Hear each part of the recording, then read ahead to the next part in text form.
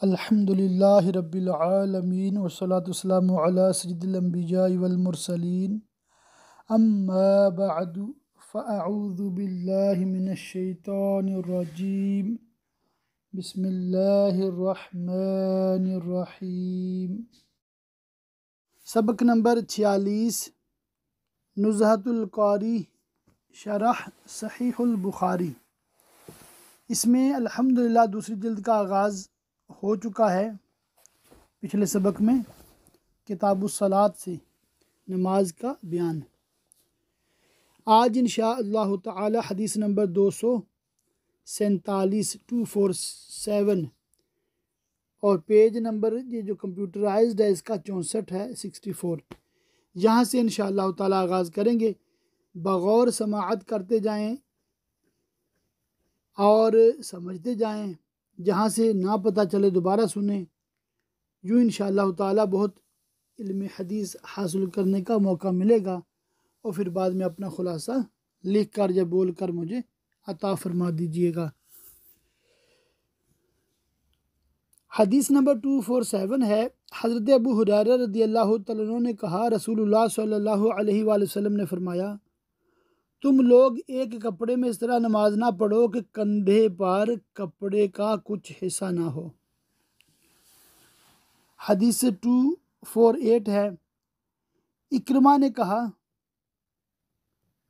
मैंने हज़रत अबू हुरैरा रज़ियल्लाहु तआला अन्हु को ये फरमाते हुए सुना कि मैं गवाही देता हूँ कि मैंने रसूलुल्लाह सल्लल्लाहु अलैहि वसल्लम से सुना, आप फरमा रहे थे, जो भी एक कपड़े में नमाज पढ़े वो उसका किनारा मुखालिफ समत डाल ले। यहाँ बाब का अनुमान ये है, जब एक कपड़े में नमाज पढ़े तो उसका कुछ हिस्सा अपने कंधे पर डाल ले।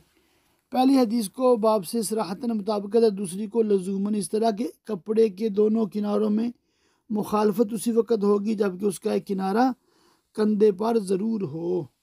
249 है। हदीस पाक सईद बिन हारिस ने कहा, हमने हज़रत जाबिर बिन अब्दुल्लाह रज़ियल्लाहु तआला अन्हु से एक कपड़े में नमाज के बारे में पूछा तो उन्होंने बताया कि मैं नबी सल्लल्लाहु अलैहि वसल्लम के साथ बाज़ सफ़र में गया था।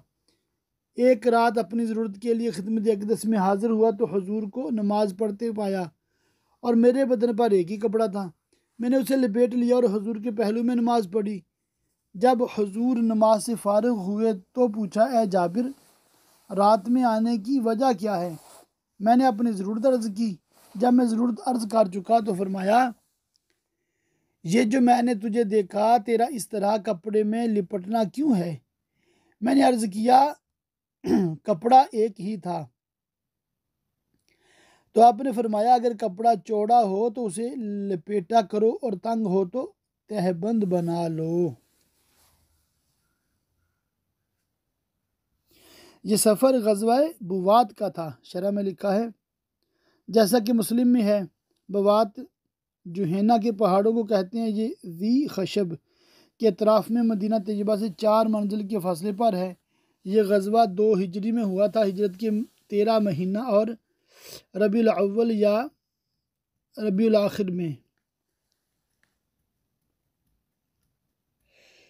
इससे मुराद इस्तेमालुस्समा है, यानी कपड़े में इस तरह लपेट जाना कि हाथ बाहर ना हो। इस तरह नमाज मकरूह होती है। इस हदीस से साबित हुआ, अगर किसी के पास सिर्फ एक ही कपड़ा चादर पहन तहबंद की किस्म से हो तो अगर वो इतना लंबा चौड़ा है कि उसे इस तरह ओढ़ा जा सकता है कि पूरा बदन माँ औरत के यानी कि नाफ के नीचे जो जिस्म है, जिसे सितरी औरत भी कहते हैं, छुप जाए तो उसे ओढ़ ले, और अगर छोटा है तो तहबंद बांध ले ताकि सितरी औरत हो जाए।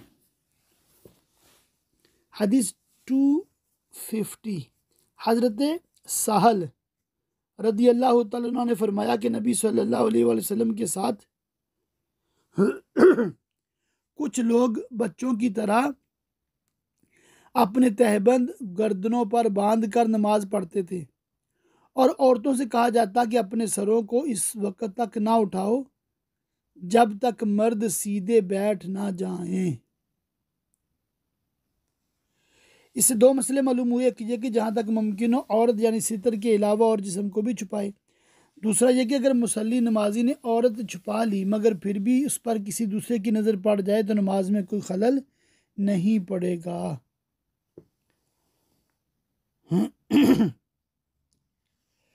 ताली के आगे 86।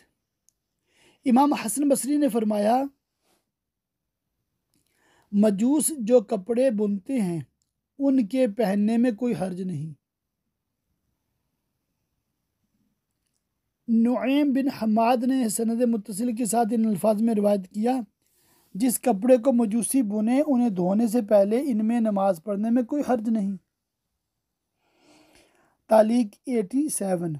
और मुअम्मर ने कहा, मैंने इमाम ज़ोहरी को देखा, वो यमन के वो कपड़े पहनते थे जो पेशाब से रंगे जाते थे। इमाम ज़ोहरी का ये फ़ेल इस पर महमूल है कि उसे धोकर पहनते थे, या ये कि ये पेशाब हलाल जानवरों का होता था। हलाल जानवरों का पेशाब उनके नज़दीक पाक है, उनके नज़दीक पाक है, हमारे नज़दीक नहीं। यानी फ़िक़्ह हनफी में ये जायज़ नहीं है। तालीक 88 है। और हज़रत अली बिन अबी तालिब रज़ी अल्लाह तआला अन्हु ने बग़ैर धुले हुए कपड़े में नमाज पढ़ी। इमाम बुखारी ने यहाँ बाब ये बांधा है जुब्बा शामिया में नमाज का बयान। इससे मुराद ये है कि गैर मुस्लिमों के तैयार किए हुए कपड़े में नमाज पढ़नी जायज़ है। जुब्बा शामिया अगरचे मज़कूर है मगर ना जुब्बे की तखसीस है ना शामी की। शाम उस अहद में दारुल हरब था, इसलिए बतौर लज़ूम साबित हुआ कि हर काफिर के तैयार किए हुए कपड़े में नमाज पढ़नी जायज़ है। ये बिलखुसूस बैरून मुल्क में रहने वाले, यूके, यूरोप में, अफ्रीका में रहने वाले आलिम कोर्स उर्दू के स्टूडेंट्स तवज्जो फरमाएँ। अब इमाम हसन बसरी का इरशाद बाब के मुताबिक हो गया। रह गए हज़रत ज़ुहरी और हज़रत अली रज़ी अल्लाह तआला अन्हु की असर, तो उनको बाब से मुताबिकत नहीं। ये दोनों असर ज़िमनन इस्तिरादन जिक्र कर दिए, वो भी इस बिना पर कि इन दोनों को इससे यक गोना मुनासबत है। वो ये कि हज़रत हसन की असर से साबित हुआ कि कपड़ों में असल तहारत है, और यही इन दोनों असरों का भी मुफाद है। इन तालिकात से साबित हुआ कि असल अशिया में तहारत है, जब तक दलील से नजस होना साबित ना हो उसे पाक ही माना जाएगा। दलीलें दो हैं, एक अपना मुशाहिदा, दूसरा आदिल सिका की खबर। बगैर इसके किसी चीज़ को नापाक कहना शरीयत पर ज़्यादती है।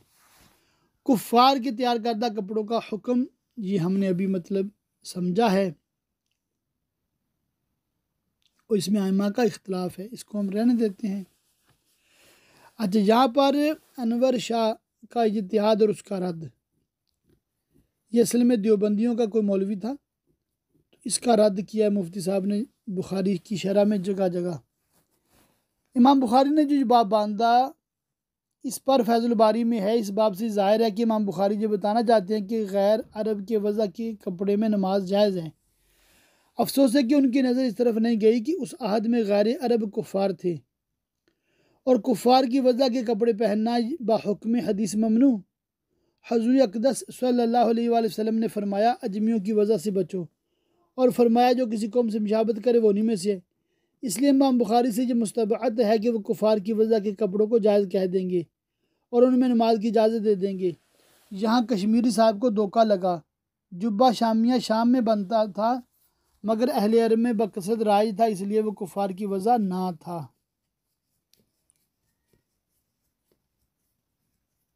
टू 51 हदीस है।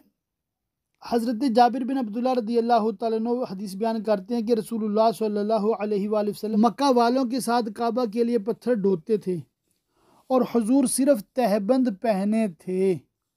हुजूर से हज़रत अब्बास हुजूर के चचा ने कहा, ए भतीजे, काश कि तुम तहबंद खोल कर पत्थर के नीचे कंधे पर रख लेते। रावी ने कहा, हुजूर ने तहबंद खोलकर अपने कंधे पर रख लिया। हुजूर फ़ौरन बेहोश होकर गिर पड़े। इसके बाद कभी नंगे नहीं देखे गए। हुजूर सल्लल्लाहु अलैहि वसल्लम का तहबंद खोलकर कंधे पर रखने का वाक़या, ये बड़ी तवज्जो से यानी कि सुनने वाली बात है। इसमें उलमाए सीयर का इख्तिलाफ है। सीरत की जिन्होंने किताबें लिखी ना, उनका इख्तलाफ है कि ये वाक़या कब का है। इब्न इसहाक वगैरह ने कहा कि इस वक्त हुजूर की उम्र मुबारक 35 साल की थी। मोहम्मद बिन जुबैर और मुजाहिद का कौल है कि 25 साल थी। मूसा बिन उकबा ने अपनी मगाजी में इसी को इख्तियार किया, कौल है कि 15 साल थी। ज़्यादा मशहूर कौल अव्वल है। अव्वल कौन सा है? 35 साल वाला। हुआ ये कि काबा में एक औरत धूनी दे रही थी, चिंगारी उड़कर काबा के कपड़ों पर जा पड़ी, जिससे काबा जल गया। जलने से काबा की दीवारें कमज़ोर हो गई, फिर सैलाब से और ज़्यादा खस्ता हो गई। इसी असना में चोरी हो गई। काबा की गजाल, जर्रें और नजराने की काबा में जमा शुदा रकूम कोई चुरा ले गया, तो कुरैश ने नई इमारत बनाई। राजिह और मुख्तार यही है कि अंबिया कराम खुसूसन हुजूर अक़दस सल्लल्लाहु तआला अलैहि वसल्लम कबल बेसत भी हर किस्म के गुनाह से मासूम हैं, खा व सगायर हों खा कबायर, जैसा कि शिफा और उसकी शुरूह वगैरह में मुफस्सल मज़कूर है। अब यहाँ ये शुबा पैदा होता है कि सितरी औरत मासियत है। फिर हुजूर अक़दस सल्लल्लाहु अलैहि वसल्लम ने कैसे तहबंद कांधे पर रख लिया? इसका जवाब ये है कि उस वक़्त वही नहीं आती थी, इसलिए उस वक़्त ना उसूल की तशरीह थी, ना फ़ुरूक़ की, ना हलाल की, ना हराम की, इसलिए इसे मासियत नहीं कह सकते।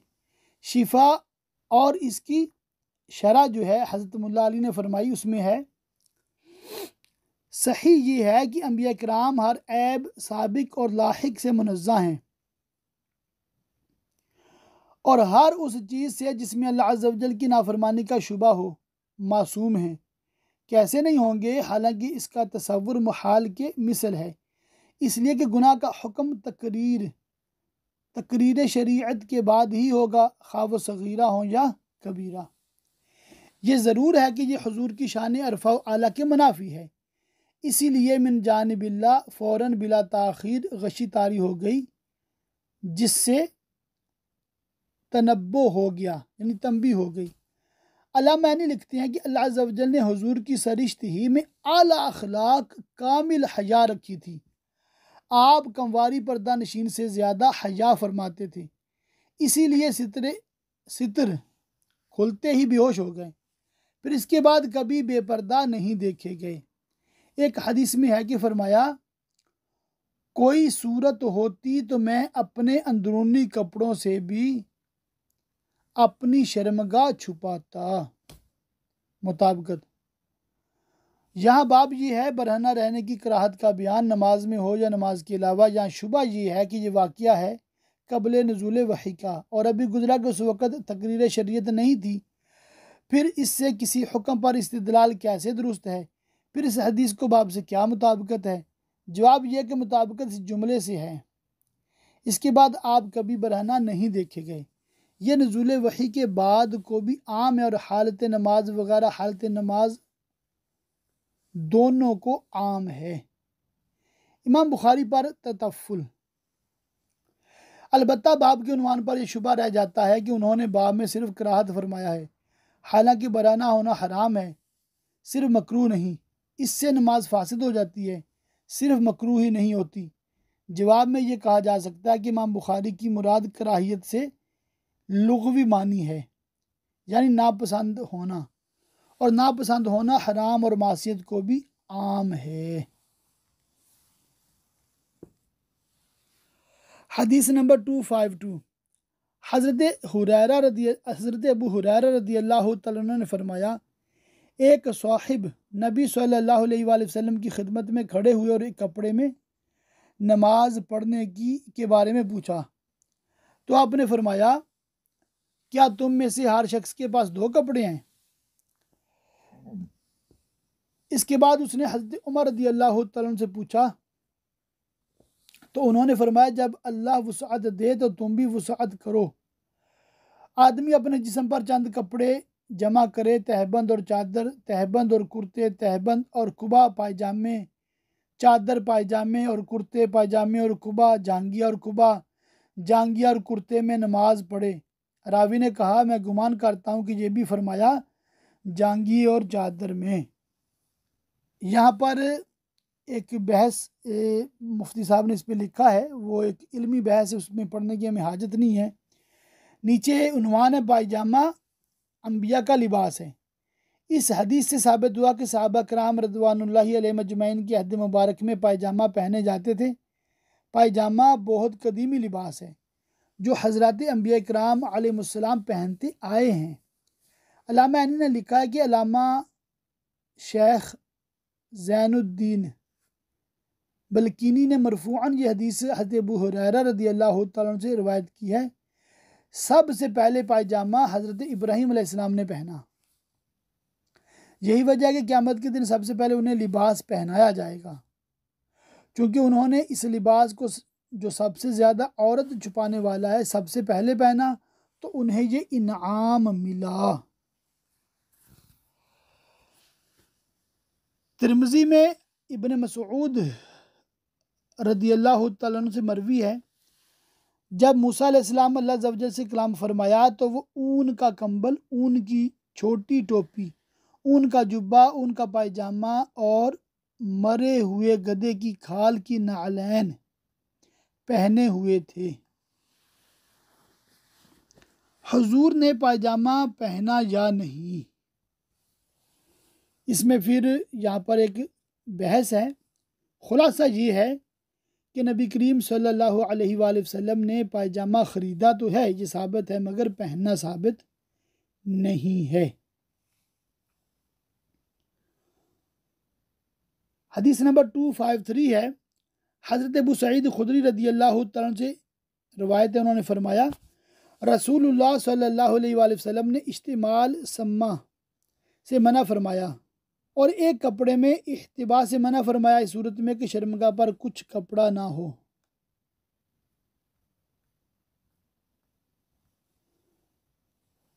हदीस नंबर 254। हज़रत अबू हुरैरा रज़ियल्लाहु तआला अन्हु ने कहा, नबी सल्लल्लाहु अलैहि वसल्लम ने दो तरह की बै लिमास और नबाज से और दो तरह के लिबास पहनने से मना फरमाया, इस्तेमाल सम्मा से और एक कपड़े में इहतिबा करने से। यहाँ पर इंशाअल्लाह ताला इस्तेमाल सम्मा और इहतिबा के बारे में जानते हैं। इस्तेमाल की मानी है पूरे जिस्म पर कपड़ा लपेटना। सम्मा उस चट्टान को कहते हैं जिसमें कोई सुराख ना हो। यहाँ मौसूफ की इजाफत सिफत की तरफ है, ऐसे इस्तेमाल से मना फरमाया जो सम्मा हो। इमाम बुखारी ने किताबुल लिबास में इसके ये मानी बताए हैं, सिर्फ एक कांधे पर कपड़ा डाले, दूसरा खुला रहे। एक और माना यह कि चादर या कंबल पूरे जिस्म पर इस तरह लपेटना कि दाएं तरफ से बाएं हाथ और कंधे पर ले जाकर दाएं हाथ और कंधे पर लाकर पूरे जिस्म को छुपा लेना। फुका कहते हैं जिस्म पर सिर्फ एक कपड़ा लपेटना, फिर इसके किसी किनारे को शाने पर रख लेना जिससे शर्मगाह खुल जाए। मगर कुतुब फ़िक़्ह के मुताले से ज़ाहिर है कि फ़ुक़हा ने पहले मानी भी मुराद लिए हैं। दूसरे मानी ये बताया है कि बग़ैर ताहबंद के सिर्फ एक चादर लपेट ले, ये नमाज भी मकरूह है और नमाज के बाहर भी मकरूह है। पहली सूरत में हाथ अंदर रहेगा तो किसी ख़तरे के वक़्त निकालने में दुश्वारी होगी और बेसितरी का भी अंदेशा। दूसरी सूरत में ज़रा सी गफलत में बेसितरी का ख़तरा। अच्छा, इहतिबा क्या है? यह है कि सुरीन पर बैठकर घुटने खड़े करके हाथ या कपड़े को पिंडली में हमायल कर दे। इस तरह बैठने को हिब्वा कहते हैं।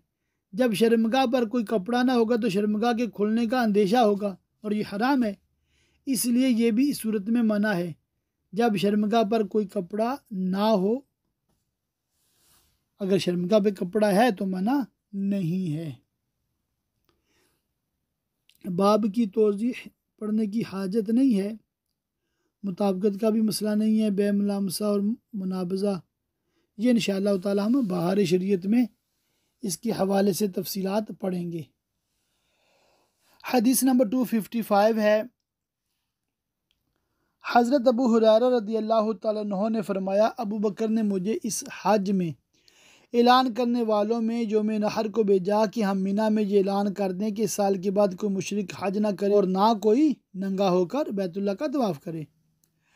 रावी हदीस हुमैद बिन अब्दुर्रहमान ने कहा, इसके बाद रसूलुल्लाह सल्लल्लाहु अलैहि वसल्लम ने हज़रत अली को इन यानी अबू बकर के पीछे भेजा और उन्हें हुक्म दिया कि सूरह बराअत यानी सूरह तौबा की मनादी कर दें। हज़रत अबू हुरैरा ने कहा, हमारे साथ हज़रत अली ने भी मिना वालों में यौमुन नहर को ऐलान फरमाया कि इस साल के बाद कोई मुशरिक हज ना करे और ना कोई शख्स नंगा होकर तवाफ़ करे। इस्लाम का पहला हज 9 हिजरी। ये अल्हम्दुलिल्लाह हमने सीरत के बयान में इसके हवाले से कुछ ना कुछ तफसीलात पढ़ी थी, यहाँ इसकी हमें शरह पढ़ने की हाजत नहीं है। अच्छा, हज अकबर किसे कहते हैं ये हम पढ़ लेते हैं इंशाअल्लाह ताला। उलमा का इसमें इख्तिलाफ है कि यौमुल हज्जुल अकबर से क्या मुराद है। एक कौल ये है कि इससे मुराद यौम नहर है यानी 10वीं ज़िलहिज्जा है, जैसा कि ख़ुद बुखारी में हुमैद बिन अब्दुर्रहमान का कौल किताबुल जिहाद में और तफसीर में और अबू दाऊद में मज़कूर है, बल्कि अबू दाऊद में ख़ुद हुज़ूर अक़दस सल्लल्लाहु तआला अलैहि वसल्लम का इरशाद भी यही है। दूसरा कौल ये है कि इससे मुराद यौम अरफा है। तीसरा कौल ये है कि हज अकबर से हज मुराद है, इसलिए कि अहले अरब उम्रे को हज असगर और इसके मुकाबिल हज को हज अकबर कहते हैं। पहले कौल और उसमें तत्बीक की ये सूरत है कि हज को हज अकबर कहते हैं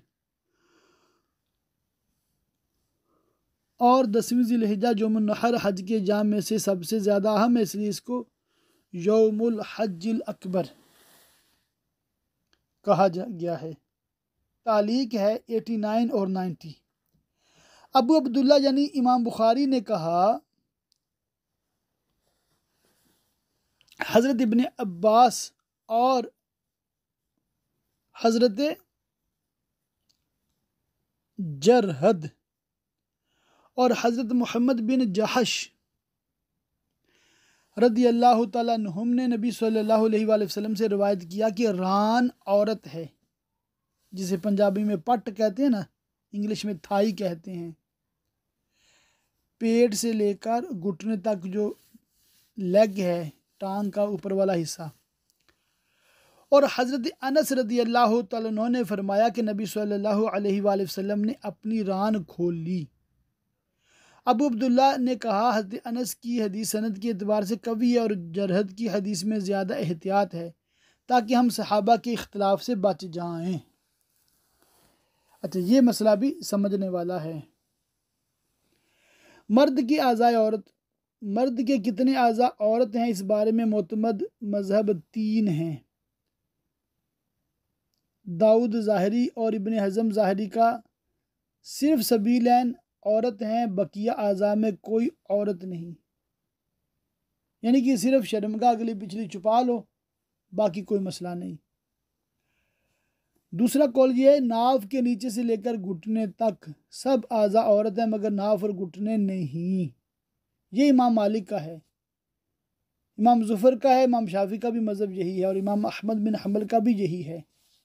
मतलब नाफ नज़र आ रही है मर्द की, घुटने भी नज़र आ रहे हैं, कोई मसला नहीं। मिसाल के तौर पर जैसे फुटबॉलर का होता है ना वो शॉट, तो इमाम मालिक और इमाम शाफी के नज़दीक ऐसा लिबास जायज़ है। मगर हम चूँकि हनफी हैं, हमारे लिए क्या मसला है। तीसरा है, नाफ छोड़कर नाफ के नीचे से लेकर घुटने तक तमाम आज़ा औरत है, घुटना भी औरत है। ये अहनाफ का मज़हब है। एक कौल यह कि नाफ भी औरत है। इस तफसील से ज़ाहिर हो गया कि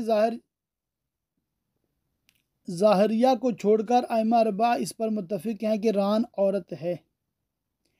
इमाम बुखारी का भी यही मज़हब मालूम होता है। इन लोगों की दलील वो हदीस है जिसे इमाम बुखारी ने तालीकन 3 सहाबा से ज़िक्र फरमाया। हुज़ूर अक़दस सल्लल्लाहु अलैहि वसल्लम ने फरमाया, रान औरत है, यानी कि वो भी सितरे औरत में शामिल है। मज़कूरा इख्तिलाफ़ आइमा के बारे में इमाम बुखारी का फ़ैसला, ये भी मतलब पढ़ने की हाजत नहीं है, हदीस जरहद सही है। अच्छा,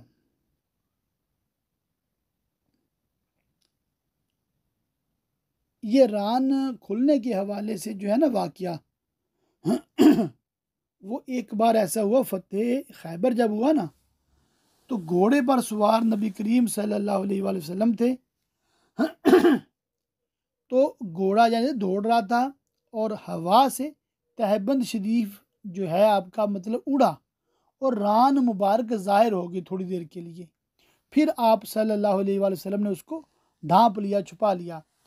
तो ये एक वाक़या ऐसा था जिसका ज़िक्र यहाँ पर हज़रत अनस रज़ियल्लाहु तआला अन्हु ने फरमाया है। ये आगे या मतलब कहीं आपको शरह में मिल जाएगा इंशाअल्लाह ताला। वैसे मसला वही है जो हम अहनाफ के यहाँ भी है, दीगर आमा के यहाँ भी है कि रान जो है वो सितर औरत में शामिल है। तालीक नंबर 91 है। हज़रत अबू मूसा अशअरी ने कहा, नबी सल्लल्लाहु अलैहि वसल्लम ने अपने घुटनों को छुपा लिया जब हज़रत उस्मान दाखिल हुए। और हज़रत ज़ैद बिन साबित रज़ियल्लाहु तआला अन्हु ने फरमाया, अल्लाह अज़्ज़ा व जल ने अपने रसूल पर वही नाजिल फरमाई। उस वक़्त हुज़ूर की रान मेरी रान पर थी। इसका इतना बोझ मुझे महसूस हुआ कि मैं डरा कहीं मेरी रान टूट ना जाए। अल्लाहु अकबर, अल्लाहु अकबर। यहाँ पर हज़रत जरहद का तारुफ़ है, हज़रत मोहम्मद बिन जहश का तारुफ़ है, ज़ैद बिन साबित का तारुफ़ है। ये आपने तारुफ़ सहाबा कराम के ख़ुद पढ़ लेने हैं। हदीस है 256। हज़रत अनस बिन मालिक रज़ियल्लाहु तआला अन्हु से रिवायत है कि रसूलुल्लाह सल्लल्लाहु अलैहि वसल्लम ने खैबर पर चढ़ाई की। हम लोगों ने खैबर के करीब सुबह की नमाज अंधेरे में पढ़ ली। नमाज के बाद नबी सल्लल्लाहु अलैहि वसल्लम सवार हुए और अबू तलहा भी सवार हुए। मैं अबू तलहा ही की सवारी पर पीछे बैठा हुआ था। नबी सल्लल्लाहु अलैहि वसल्लम ने खैबर की गलियों में सवारी को दौड़ाया। उस वक़्त मेरा घुटना नबी सल्लल्लाहु अलैहि वसल्लम की रान से छू जाता था।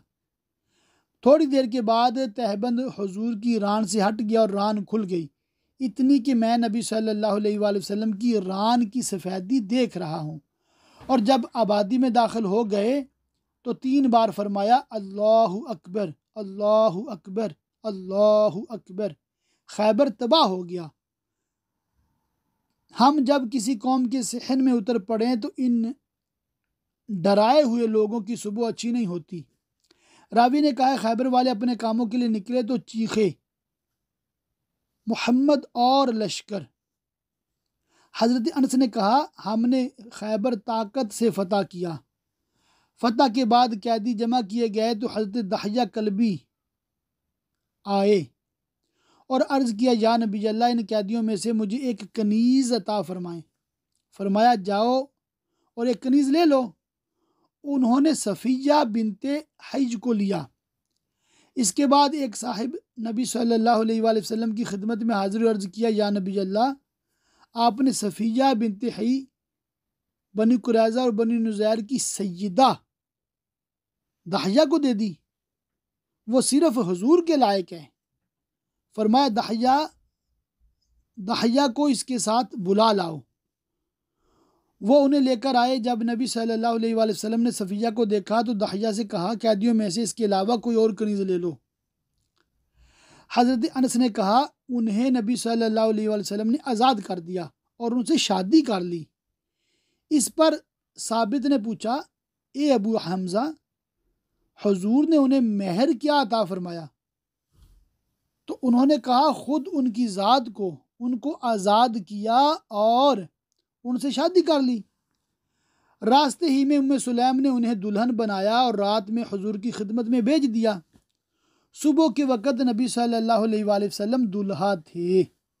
फरमाया, जिसके पास कुछ भी हो तो ले आए। बस चमड़े का दस्तरखान बिछा दिया गया। बस कोई खजूर लाया और कोई घी लाया। रावी ने कहा, मेरा गुमान है कि सत्तू भी जिक्र फरमाया था। हज़रत अनस ने कहा, इसके बाद सब को मिलाकर लोगों ने मालिदा बनाया। यही रसूलुल्लाह सल्लल्लाहु अलैहि वसल्लम का वलीमा हुआ। सुबहान अल्लाह। यहाँ पर एक इल्मी बहस है नीचे, वो आप चाहें तो देख लें और ना भी पढ़े तो कोई मसला नहीं है। तालीक नंबर 93 है। और इक्रमा ने कहा, अगर औरत का जिस्म एक कपड़े में छुप जाए तो जायज़ है। हज़रत इक्रमा के ताबई हैं ये इक्रमा। इनका तारुफ यहाँ पर नीचे लिखा हुआ है, वो आप पढ़ लीजिएगा। गायते बाब की हमें हाजत नहीं है। सफ़हा 80 पर आज के सबक का इख्तिताम करते हैं। और तकरीबन 18 पेजेस अल्हम्दुलिल्लाह हो गए हैं। अल्लाह ताला की पाक बारगाह में दुआ कि अल्लाह पाक हमें इल्म दीन सीखने, समझने, अमल करने और दूसरों तक पहुँचाने की तौफीक रफ़ीक मरहमत फरमाए। आमीन बिजाहिन नबीजिल अमीन व सल्लल्लाहु तआला अलैहि व आलिहि व सहबिहि व बारक वसल्लम।